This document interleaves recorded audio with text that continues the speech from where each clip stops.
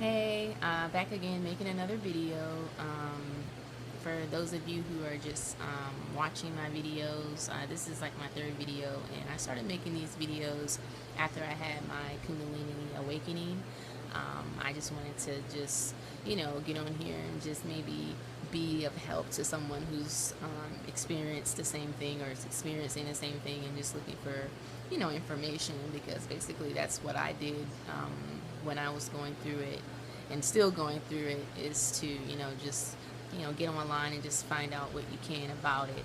I found that because of that, I was able to cope, and, it helped me, deal with the situation. So this particular video I'm going to call factors contributing to my Kundalini awakening. Like, ever since this happened, I've been completely obsessed, of course, about finding out as much information as I can about, Kundalini, as well as, what are the next steps. I don't want this just to be okay. Well, it happened, and just keep moving. I want to know how I can, now that this is introduced into my life, what are the next steps. So that's where I am right now in my phase of my Kundalini awakening. But what I have found that I found very interesting is the things that one can do in order to prepare yourself or get your body in the correct climate, so to speak, in order to make your Kundalini awaken.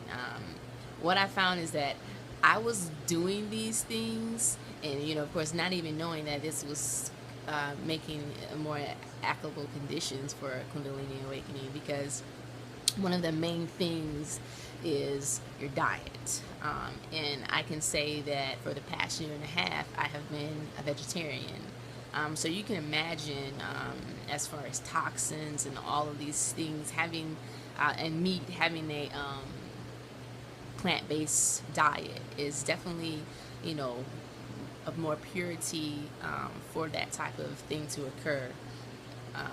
Also, another factor is, your lifestyle. Are you active? Are you exercising? And also with that diet change in my life, I also made a big jump to start becoming a gym head. Like, in the past 6 months, I've dropped like 30 pounds.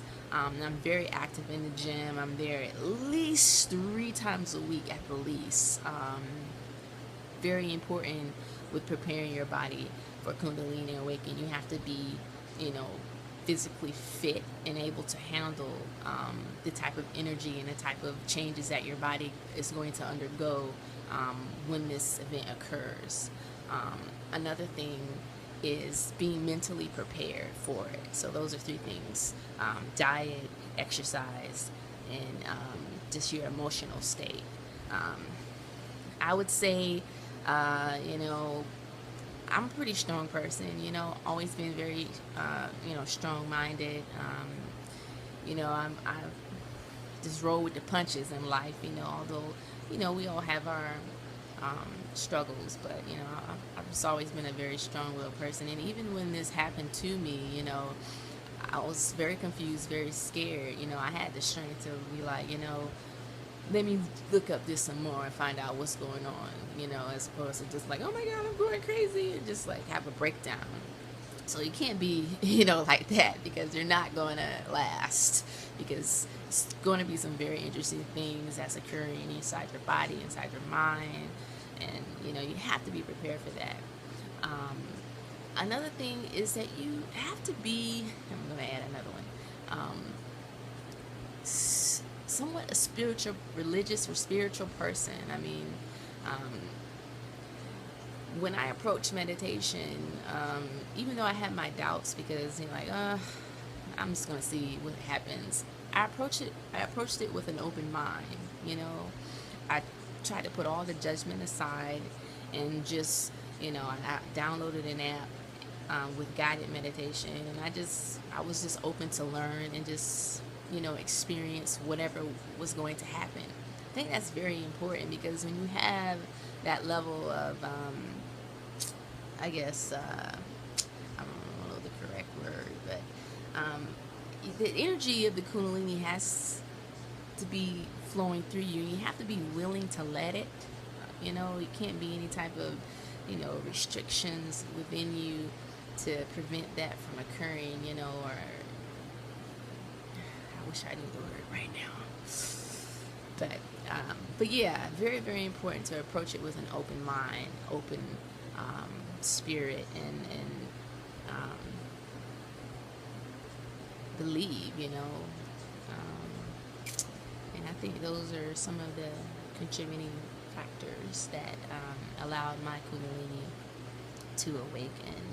And like I said, from here, I'm just trying to learn, okay, so now that it's awakened, how is this gonna, help me in life, and I'm just learning about how you just basically it's daily maintenance, daily balancing yourself. The more that you are in tune, and the more that you're in tune with your spirituality, your body, the more that you can just be overall happy in life, how you're performing at your basically your optimal level.